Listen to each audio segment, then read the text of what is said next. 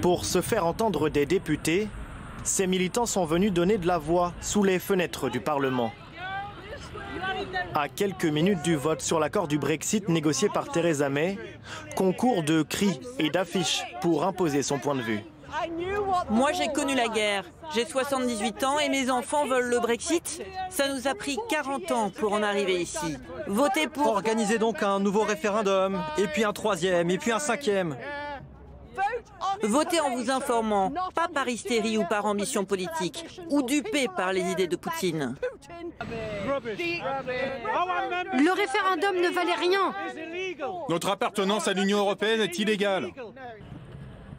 À Londres, où 6 électeurs sur 10 avaient voté contre le Brexit, les drapeaux européens dominent la foule, rassemblés devant un écran géant.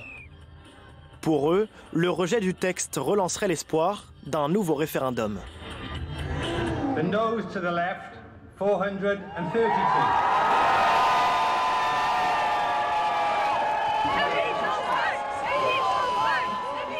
Europhiles ou partisans d'un Brexit dur, ces militants ne s'accordent que sur un sujet, leur aversion pour Theresa May. Pourquoi je suis heureuse? Eh bien, le plan du gouvernement vient d'être rejeté par une large majorité. Ce qui veut dire que le Parlement n'a pas foi en Theresa May. Et nous non plus. Je suis très heureuse que le plan de Theresa May soit rejeté.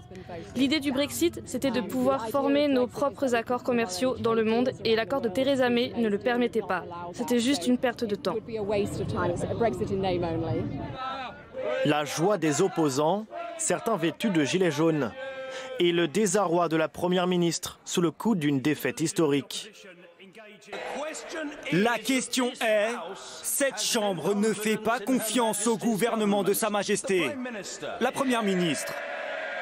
Dès le lendemain, elle doit faire face à une motion de censure contre son gouvernement. La prochaine étape devrait-elle être des élections législatives? Je crois que c'est la pire chose que nous puissions faire. Cela aggraverait la division lorsque nous avons besoin d'unité. Cela créerait le chaos lorsque nous avons besoin de certitude. Et cela retarderait les choses lorsque nous devons aller de l'avant. Sauvée par sa majorité, Theresa May maintient sa place à la tête d'une société de plus en plus divisée. En quelques mois, le climat politique n'a cessé de se tendre. Et comme ailleurs, les extrémistes jouent la carte des réseaux sociaux pour médiatiser leurs actions. Pourquoi vous ne respectez pas le vote du peuple? Sur ces images, un militant pro-Brexit harcèle une députée europhile à la sortie du Parlement. Traître à la nation, espèce de nazi.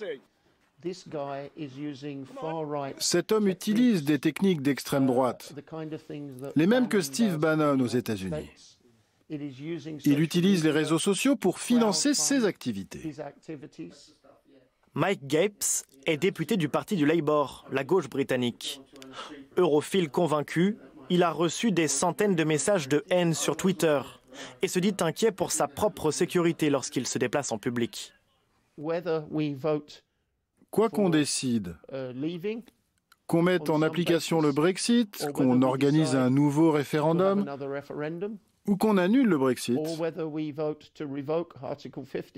le défi posé par la division ne sera pas résolu parce que ce poison fait désormais partie du climat politique.